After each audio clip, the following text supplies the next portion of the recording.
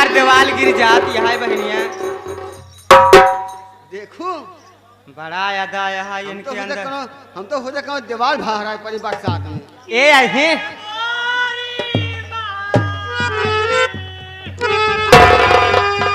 लागत है चंद्रिका महाराज के ना हो ऊपर आफत पड़ गई है इनकर माइन गए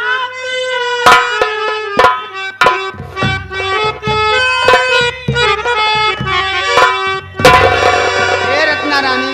हाँ बहनिया लागत है मेहरारू बड़े परेशानी में बहुत ज्यादा परेशानी में लागत कनो गलती करे मनसेदू बहुत मारे बेका पप्पू के बहन तो ना हो पप्पू बहन हाँ। हम का जाने बहन ना जाने चला इनसे मालूम करी चल पता लगाओ दे क्या है कहाँ का होती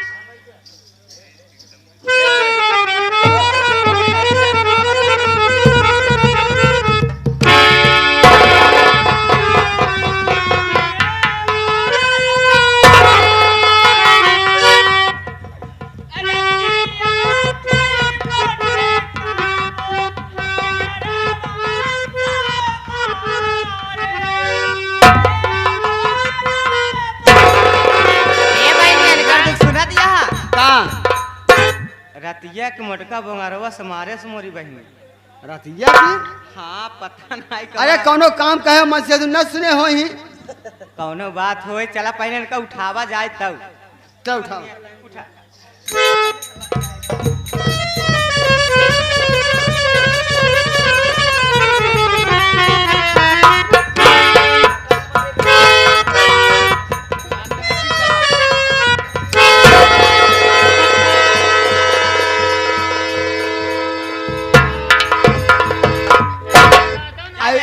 सहूर हाथ लात न खही त का खही ए रत्ना रानी हाँ ऐसा रगरत है अगर ये हरी खोटी हुई तो मजा आ जाता बहन जना खजूरी हो गई यार ए बिट्टू हरिया हाँ जानो तो बुढ़ाई शरीर है ये है चारों दिन हमार पकड़ा जब तब खड़ा होई का पकड़े तो हाथ सब हमसे बंद कर दे का पकड़ी तो हार हथवा गोलवा हवा गोलवा हां बिट्टू हरी उसने खड़ी होबू पिंटुए के भेज देई अब ना बुढ़ाई गहन जनते हो हाँ आज थोड़ी लगे सही नहीं कतो देखे चंद्रिका मास्टर भेज दे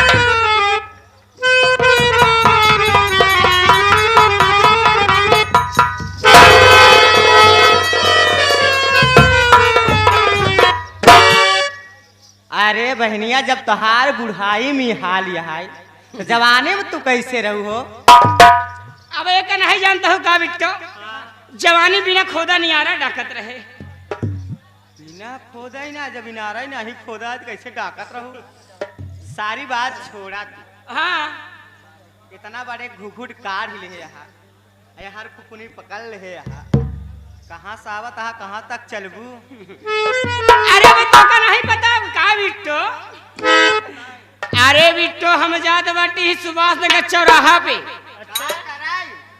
जाते हैं पूरी बेलब हाँ और रिश्तेदारों खाब कई जने खाई सकत हूँ ओका का कहत रसेदार हाँ भाई पाई गए बिट्टी अब बिट्टी रिश्तेदारों खाब और बिट्टू ही एक चीज और खा दुनिया दुनिया खा के देखो दुनिया जी देखे लागू बुढ़ाई जाए चलते ही ऐसे हुई बुनिया खाब और एक चीज और देखा का नौटंकी नौटंकी के करो का नौटंकी ये देखो आए हो चंद्रिका वाका और के का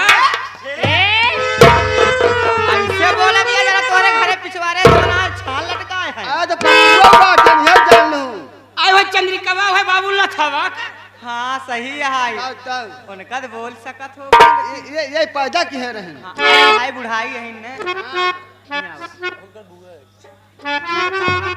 अरे हम बुआ यही उनकर बुआ हो हाँ अच्छा तो इतना बड़ा घुघुट काहे काहे यहाँ अरे बिट्टी जाना तो हूँ अब ऐसे आज तक हर फूफा हमार नहीं देखे का वही मोहना 50 लड़के की मस्तारी होगी लेकिन आज तक देख नहीं पाए अरे और बुआ कुछ देख ली है अरे बुआ जब तोहार मुंह ना देखें कुछ ना देखें तो तोरे 50 लड़कियां भैन कैसे अरे बिट्टी उनसे का मोहनस का मतलब रहा आओ अपन काम धाम करने कहीं चला जाए अच्छा हाँ कुछ नहीं घरे के रहा हो कुछ ससुरे को रहा हो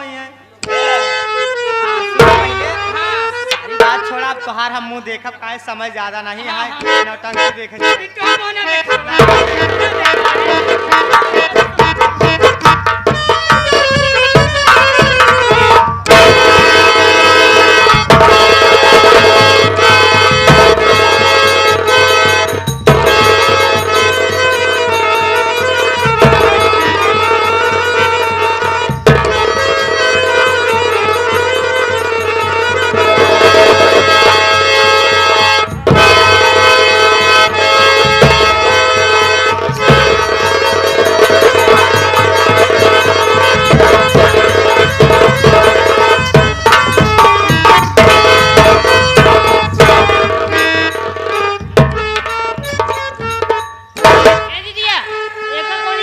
एक गोड़े में हवा मार दे हवा ना यार अरे करता ऐसे धक धाक चर हो जाए।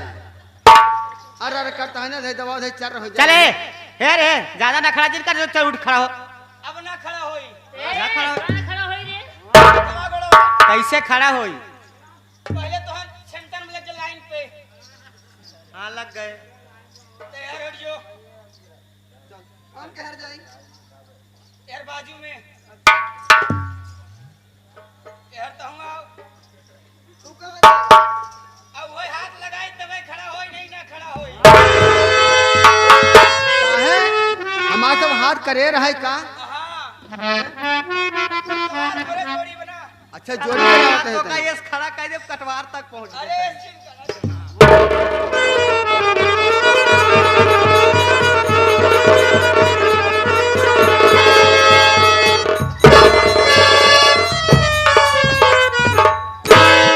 कैसे रे काहे खड़ा ना होत है ऐसे कर रत्ना रानी हमसे अचल काम धंधा करिए का नहीं कहीं सोवे दे। अरे हमारे ब्रिज में लात रखे हैं अच्छा तोरे ब्रिकियम लात रखे भी में ना उठ पा होता है तू ए दीदी हम का जाने तो और बिरी कुही यहाँ है एक ब्रिक हम यही है तो समझ नहीं पा का ना खड़ा होता है।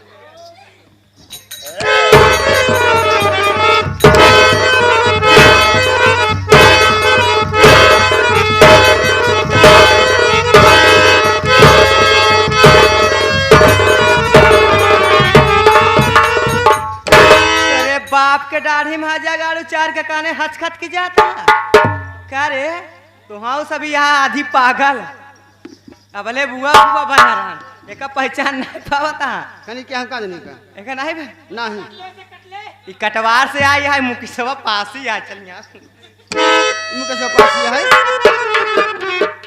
ये या काम मुके से पास है अगर हमारे चला मिल गए ना हाँ बहुत व्यवहार करा कवन व्यवहार करबे पान कराओ अच्छा पान खिलाओ हाँ। चाय पिलाओ हाँ फिर ओकरे बाद लड्डू खिलाओ हाँ और एक चीज और खिलाओ का खियबे पापड़ आवा दो तीन छापड़ मैं खियाई दे तो का कौन खिलाओ बेचोगे का अरे पापड़ कहाँ थे रे घर बतियो हां बतियुआ करे रेरी तेरी बार बताई का कहले बे तेरे ऐसे कह दे मर जाबे तू चल यहाँ कैसे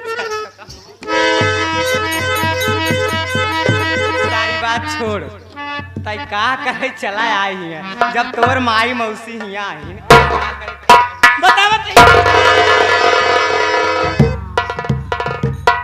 हम ना आवत रहे हाँ हमका चंद्रिका मास्टर बुलाए ना किथा बारे क्या बदे हाँ अरे ले बदे का रे अरे मनोरंजन और का मनोरंजन तहिए चलाए थे कहे ते ना था जन्नाब ना रे मेहरारू के बीच में तई करे का आए है करे हम आए हैं नौकरी करे नौकरी करे आई है हाँ तई नौकरी कै ले थे हम ऐसा करी थे ना हाँ ऐसा करब 9 महीना याद करबो 9 महीने याद और का? कवन नौकरी करत रहे रहते वह जो है ना हुलपुर में कई जात है हम हुलब ना तिया चलाई जाबे अरे फूलपुर हाँ, का भाई में का रहे हुआ वहाँ हम हाँ। वहाँ मैनेजर रहे अरे तो मैनेजर ही है तो का संचालक हो जात मैनेजर रहे हम अकेले ना यही अकेले नहीं है हमन 2 भाई यही अच्छा बुलाओ अपने भाइयों को देखी तो बुलाए ले क्या बुलाओ तोर तो देख ले तोरे भाइयों को देख ले हमारा नाम लॉकडाउन हमारे भैया का नाम कोरोना है करो कराज भा जाने उससे थोड़ा बचा के रहो मारे है कोरोना हम कसक बैठाए दे है उनका जिन बोलावा ना तो नहीं तब आओ भाई भाई क्यों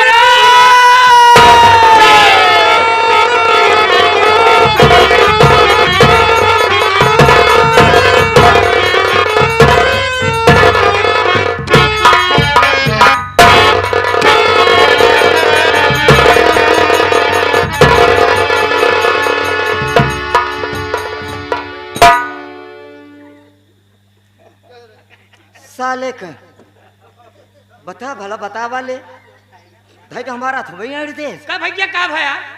अरे भैया प्रेम से बोलो धन निरंकार जी। यहाँ से निकाल रहा था यहाँ बे का भैया का हाल चाल बा? पहले हमार गोड़ छोड़ साला खुर धाई दे सम ये पहले बताओ इतना तेज में कहाँ पे हम कहते बुलाए हैं? अरे भैया हम तो कल नहाए ही। काल है यहाँ बे? उहाय अरे तने कहा दे बोल जल्दी से। तो कल नहाए ही माल। हम माल ओल ना पीत बे उ वाला माल नाय। हाँ। अरे यार मेहरारू लहाए है मेहरा जवन दूध करिया करिया उ तोर भईवा जवन दूध गोर गोर वहन हमार। इनका बे लंठ सराव को पता ही ना है। करिया मेहरारू सती सावित्री इनका का मालूम चला ठीक बा बिराया है कोनो बात ना कहाँ बाटिन दिखाओ। दिखाई भैया? हाँ, दिखाओ। भैया हमार जहाँ जहाँ जाए तो हूँ लेके जाए अपन। ये हमका चक्कर में डाल देते कहाँ कहाँ तो जाए बे अंगुरिया ऐसे ऐसे करके हम ना ले सकते। देख भैया हाँ दिखाओ। बहुत प्रेम देखे भैया हे। हमने कहा जय जय राम जी की। राम जी ये जरमीन लगावत है। और बतावा और ठीक है अपन बतावा। हमारा वैसे तोहरे सबके सहारे बीता जाता है। चला भगवान करे जरा तोहरे बीते ही जाता है। हाँ ये बतावा बात ना जाता है। केथा बरे बोलवाऊ है तो हाँ नौकरी करे चाहते हैं? हेरा तही मिलता ही ना करे बरे चला तो हाँ सब एक नौकरी पक्की। पक्की। हाँ जैसे हम सुबह करे पड़े। कोनो बात ना ना समय का भाव बा। हाँ ये बड़े कहा थे जल्दी समय का भाव है। अच्छा ये पढ़ाई बोला अभी जाते घरे अबे हम का आवाज देना भाई तू सभी चलबू कैसे चलब रे? अरे घरे जाते ही एक एक की आपसे मिलेंगे। हम लोग का सखी सहेली प्रोग्राम खत्म हो गया। हम लोग जाना चाहती हूँ। कैसे कैसे जाओ चली जाओ ए बोलाई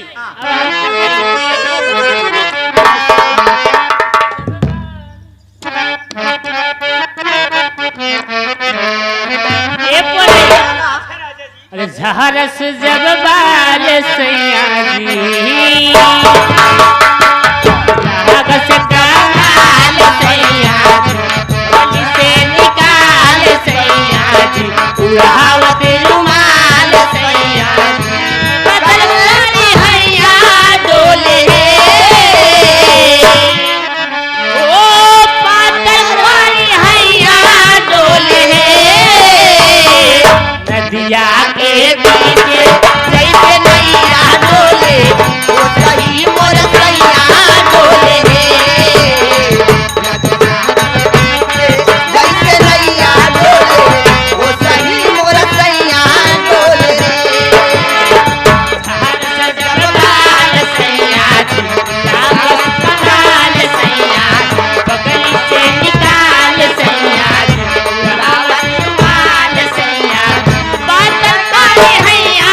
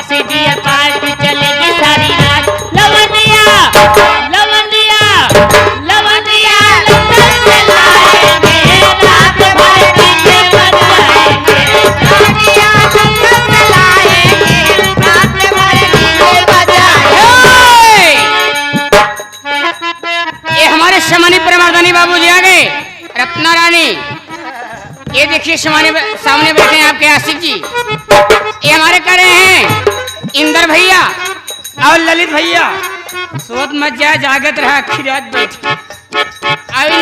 वो कह रहे हैं भैया अपना साथ थोड़ा टाइट कर लीजिए। 11 देखा उसका साहब से बार नमस्कार। और टाइट बैठा दूर हटाओ देजी से जी, बहुत पी लिया बोला करनी, अब करेंगे मजा वाली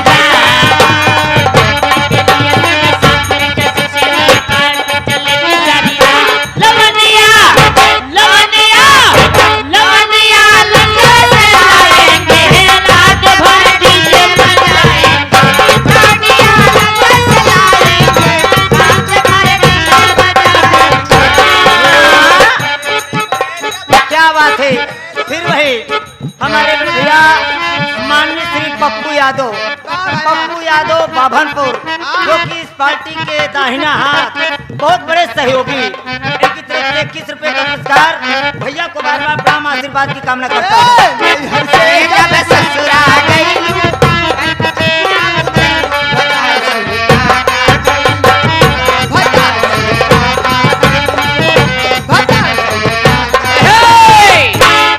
सम्मानित प्रणाम अर्दानी बाबूजी, ये हमारे नौटंकी के मास्टर यानी उनके बड़े भाई जी, ये अंबिका प्रसाद, एक कोरस पे देखते हुए 91 का पुरस्कार में साहब से बार बार नमस्कार।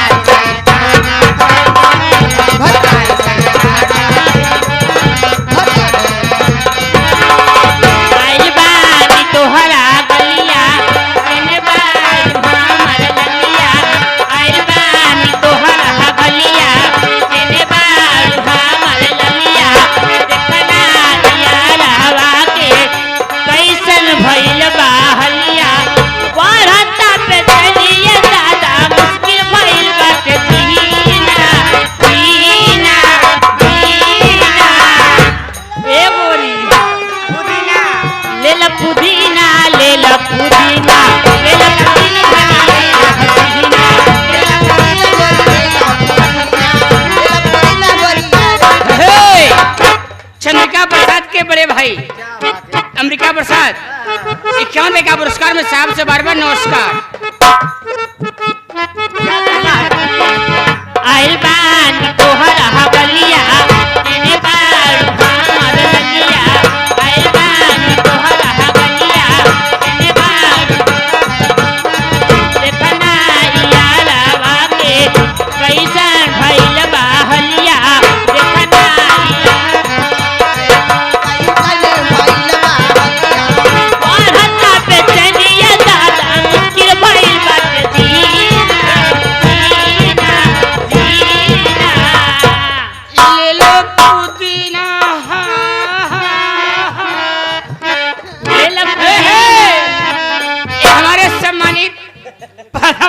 बाबू जी आ गए। ये हमारे सम्मानित यानी हमारे उस्ताद इंदर उस्ताद, ये जो कि ये लोहे के हैं, ये अच्छे कलाकार भी हैं। ये 21 का पुरस्कार में साहब से बार बार नमस्कार। दिल धड़काता केहू के प्यार में, केहू के प्यार में, केहू के प्यार में, केहू के प्यार में। दिल धड़काता केहू के प्यार में, केहू के प्यार में, केहू।